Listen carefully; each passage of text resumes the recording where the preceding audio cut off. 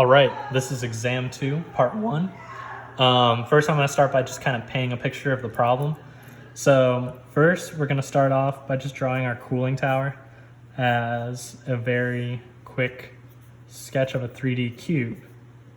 So this cube in the problem is given as a height of 10 meters. We're given an area of 100 square meters. We are told that water is flowing down while air is flowing up. So there is countercurrent flow here. We are also given that a relative humidity of the air exiting is 90%. We're given our exiting air temperature to be 40 degrees Celsius. We are given a superficial velocity of our air to be 5 meters per second.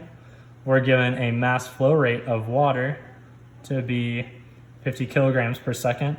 And we're given our temperature of water initially to be 70 degrees Celsius. These values don't really particularly matter too much within this problem, as we're really just solving for equations that we'll use in part 2. But nonetheless, we're also given a water-air contact area per cubic meter, which we're just going to say as a lowercase a, as 5 square meters per meters cubed. We're also given our heat transfer coefficient of H to be equal to 10. And we're also given an approximate Lewis number for our air-water mixture to be equal to 1.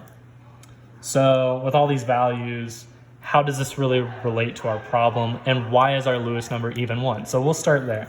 So looking at our Lewis number, we know that our Lewis number is equal to our Schmidt number over our Pareto number.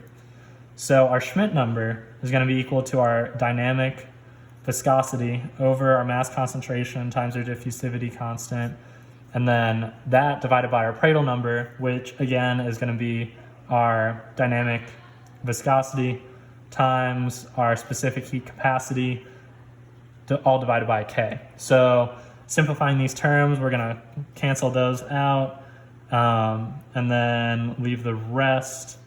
So that will be a Lewis number that is equal to our K all over our mass concentration times our diffusivity constant times our specific heat capacity.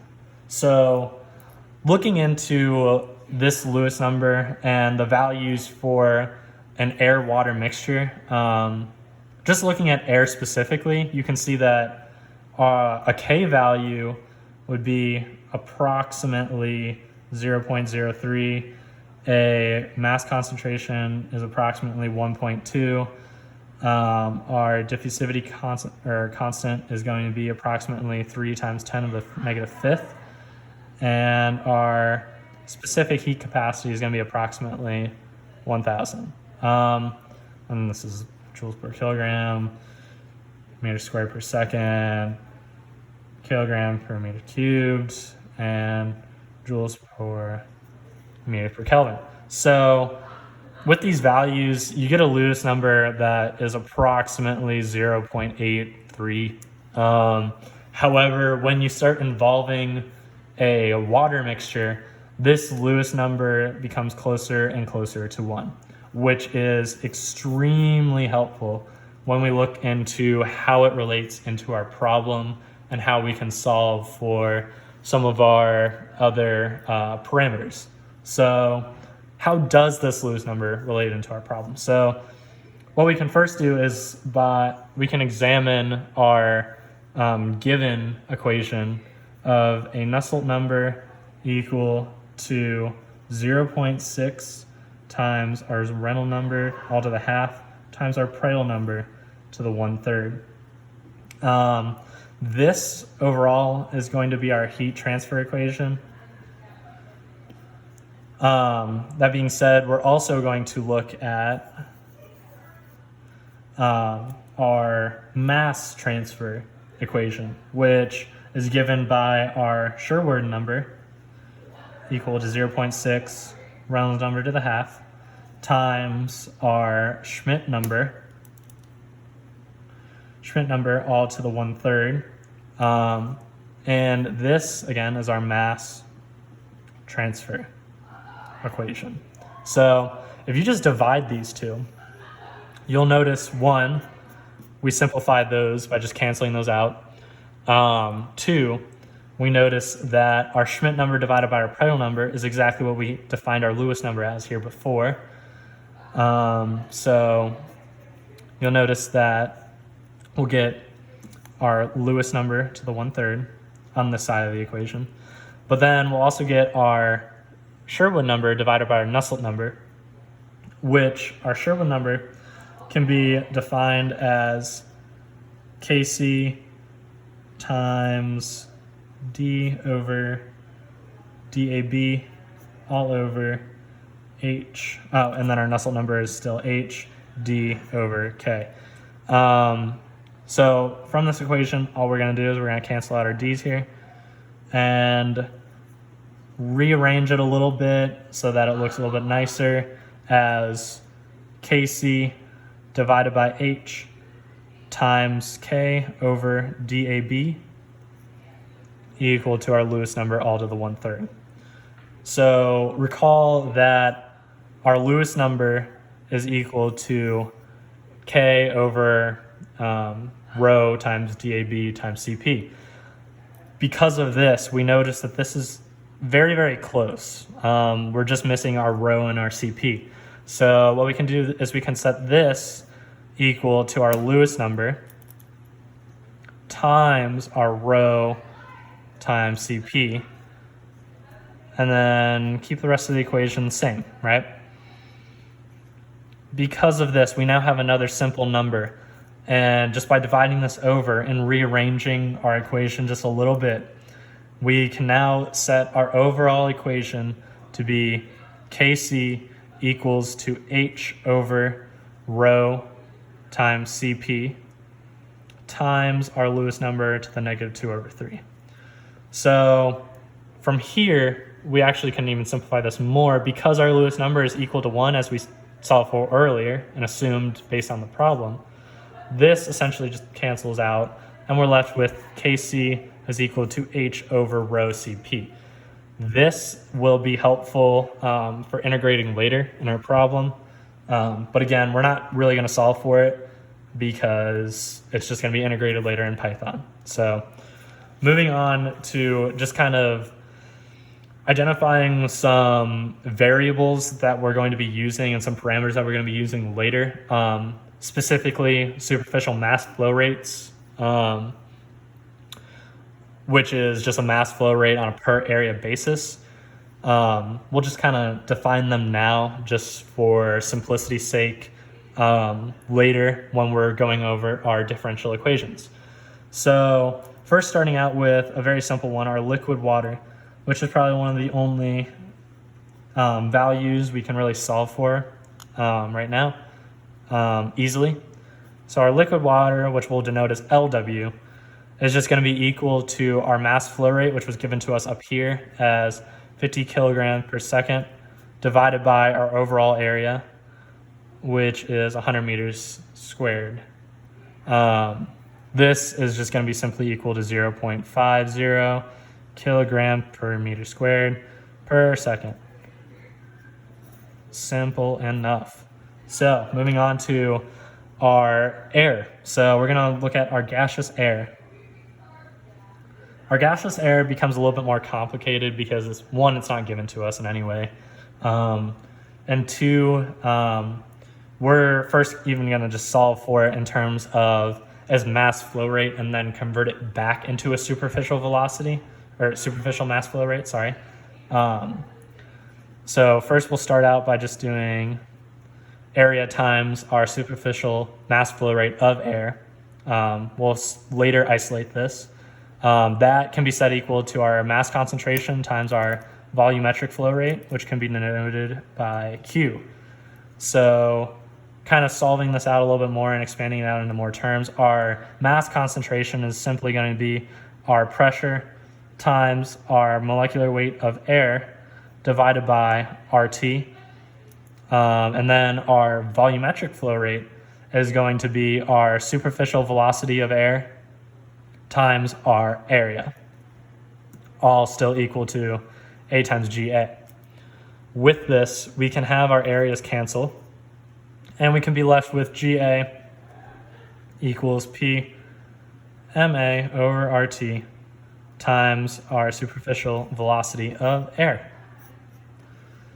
So now moving on, we have to also solve for our water vapor, so our gaseous form of water, because this cooling water tower seems to be working to cool the water through evaporative cooling. Therefore, when the water or the air passes up through the column, some of the water is going to evaporate within the air in order to increase the relative humidity. Thus, the high relative humidity in the air given to us in the problem, which was said to be 90%. So, looking into our water vapor, we're going to denote that as GW for gaseous water, and we're going to look at it on a molar level. So we'll take our superficial mass flow rate divided by our molecular weight of water to get us a superficial molar flow rate. Set that equal to our mole fraction of water multiplied by our overall superficial gaseous flow rate. So this is essentially going to be our G equals GW, so our gaseous superficial mass flow rate of water plus our superficial mass flow rate of air. So this is the combination of all the gases present. We're going to divide that by our molecular weight average, which is essentially just going to be our kilograms over our total moles, right? So total kilograms over total moles. So, and another way of saying GW plus GA over GW divided by MW plus GA divided by MA. So with this equation, we haven't quite isolated our GW, but all we have to do that is just say our GW is going to be equal to our YW times G over our molecular weight average, again multiplied by our MW from this side. So that just moves over. And that's a nice simple form of our GW. So now moving a little bit more into the nitty gritty of our differential equations, what we're actually asked to solve for and derive.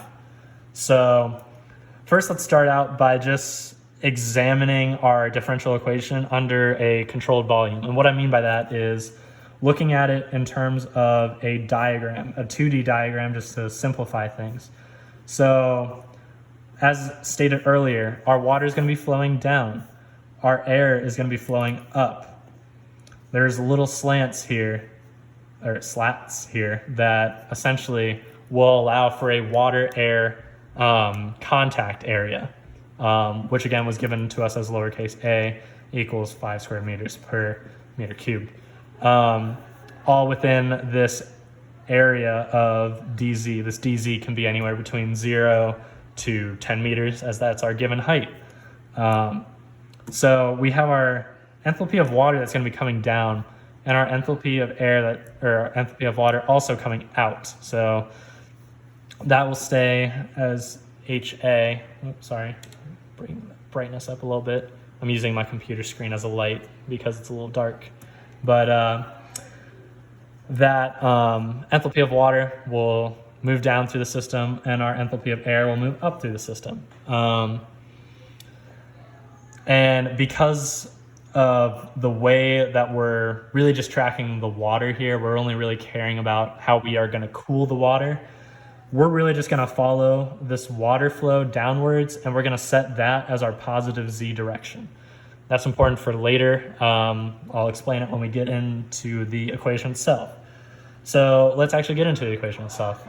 So the question asks us to derive and explain differential equations that are governed by air temperature, and water mole fraction in air. So we're going to start out by looking at the differential equation that's going to be governed by our water temperature. So this equation is essentially going to be given, sorry, I need to, no, I have a good pencil, never mind.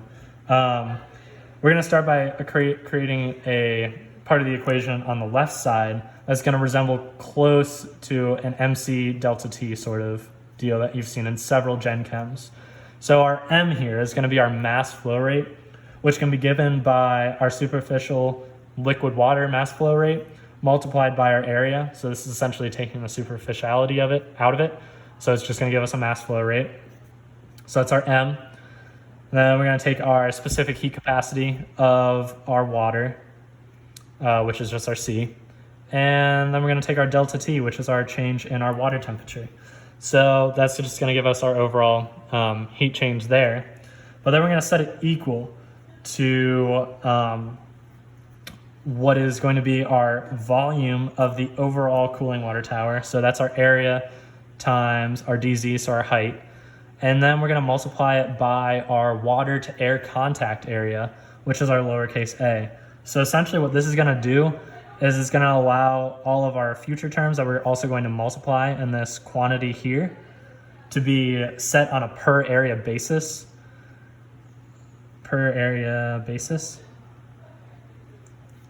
And so getting into the actual values here, or our actual quantity, we're going to have two major terms here. Our first one is going to account for our loss of heat due to our evaporation. So that's essentially our evaporative cooling within the water. This is going to be given by our negative HVAP, so our heat of vaporization, times our proportionality constant, Kc, all times the quantity of our concentration of water at the interface. So this is our interface of our air to water. So that's this point right here, multiplied by our concentration of water in our bulk flow, represented by infinity. So within this quantity here, we're going to explain why this negative is even a thing. This quantity here is going to be positive because we have a concentration of water at our interface versus the concentration of water in our bulk flow of air. Our concentration of water is always going to be higher at this interface. Therefore, this is always going to return a positive value compared to the amount of concentration of water in our air, so essentially our water vapor. So this value is going to be positive. And this whole quantity must be negative so that when this temperature decreases as you're moving down the cooling water tower, the equation will be satisfied because this will return a negative value on this left side, and this will need to also return a negative value. Therefore, we need to throw this negative sign in here. Moving on, we need to look at our second part of our equation, which is going to be our heat transfer coefficient multiplied by our temperature of air minus our temperature of water. This whole part of the equation is essentially controlling the amount of heat transfer from our air to water. So in the case of air being cooler than our water, which is most likely what's happening because we're trying to cool down our water here, this value is going to be returned as a negative. Therefore, our water will be cooled through the evaporative cooling and will result in both of these values returning negative values. So yes, again, this is going to be our final equation. So just going through the values, our superficial mass flow rate of our liquid water, we can solve for that. We were given an area. We were given a specific heat capacity of water. We are solving for our change in water temp. We're given our water-air contact area. We're given our area. We're given our DZ, or we can be given our DZ. And our heat transfer, our heat of vaporization, can be given. Our KC was solved for earlier using our Schmidt number and Nusselt number down here.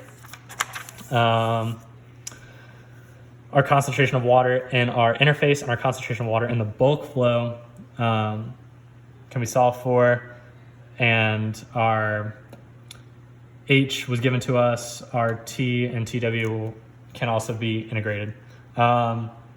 So that will be our overall DiffEq for an equation governed by our water temperature. So with that, we're also going to look more into the differential equation of our air that's governed by our air temperature.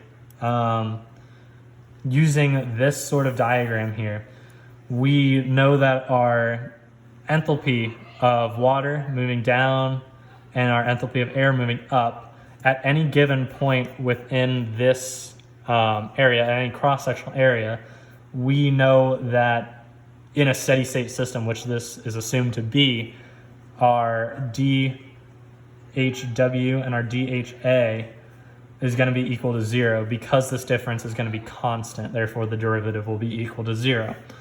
Because of this, we can simplify our equation to be dHW minus dHA equals 0. Rearrange it so that we have a dHW equals dHA. And then you plug in what we solved for up here into our dHW because we just solved for that. And I'll just rewrite that here just for clarity's sake. Times our quantity negative HVAP times Kc of CWI minus CW infinity plus HTA minus TW. So that whole quantity. And then we're going to set it equal to our dHA. So our enthalpy, our change of enthalpy in air is going to be extremely similar to what we have here as like an MC delta T format, except because this air that we're going to be using has both water vapor and air itself within the mixture, we're going to have to use the same G up here that takes into account the mass flow rate of water as well as air in our equation. So we're going to say that as just G and multiply it by our area again to get an overall mass flow. And then we'll multiply it by our specific heat capacity, which will also vary based on the concentration of water and air within the gaseous mixture.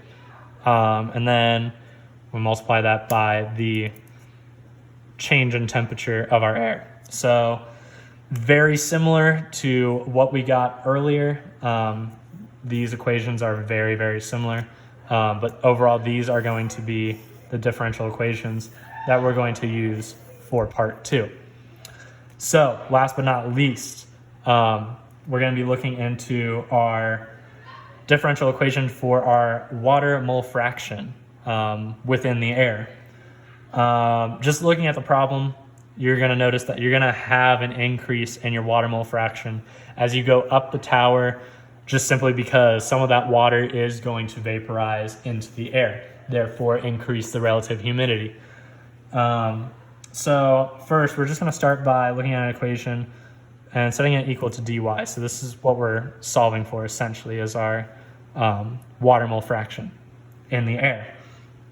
So what we can do here is we can take our G, so our overall superficial mass flow rate, multiply it by our area in order to get our overall mass flow rate, divide it by our molecular weight average, which will get us our overall molar flow rate, multiply it by our water mole fraction to get our overall water mole fraction in air, and then set that equal to something, again, very similar to what we had up here, which is our A times A dz, which essentially sets everything on a per area basis. Therefore, we can integrate it later. And then multiply it by our molar flux, which can be given as a just Kc times our concentration of water at our interface minus our concentration of water in the bulk phase. So this essentially is just going to be our overall molar flux. That being said, we can take this a step further by relating this as a pressure.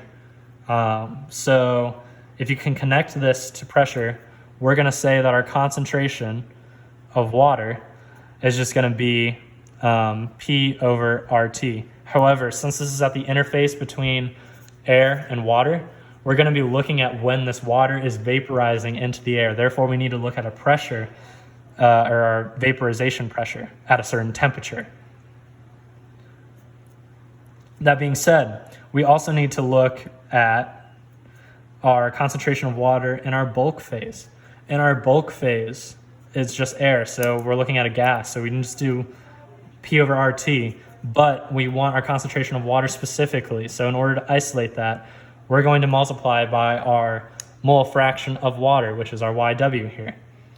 So plugging this in and just kind of rearranging the equation, so our dz, we're going to move it over here, and we'll divide by our GA, so our A's will cancel here, and our G will go over down here, and our molecular weight average will go up here.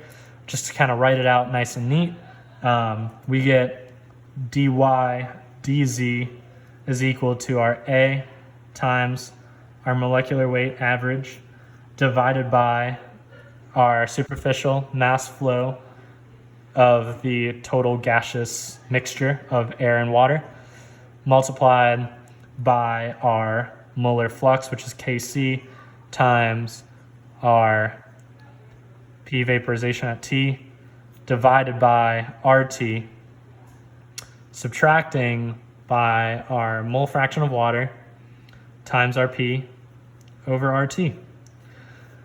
And that is our final differential equation needed to solve for part one of this problem. In part two, we'll be using these equations here and essentially using the Python function of Skippy integrate solve underscore IVP in order to plot our water partial pressure, water temperature, and air temperature as they vary along our cooling water tower. Thank you.